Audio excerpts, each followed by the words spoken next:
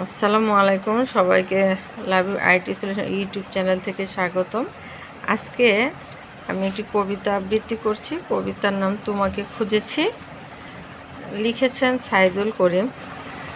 তোমাকে খুঁজেছি আমি পাহাড়ের চূড়ায়, সাগরের সুবিশাল ঢেউয়ের মাঝে।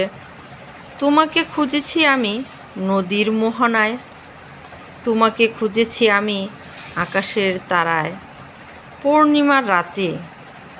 তোমাকে খুঁজেছি আমি শীতের কুয়াশায়, তোমাকে খুঁজেছি আমি প্রেমিক প্রেমিকার কথোপকথনে, স্বামী স্ত্রীর ভালোবাসায়।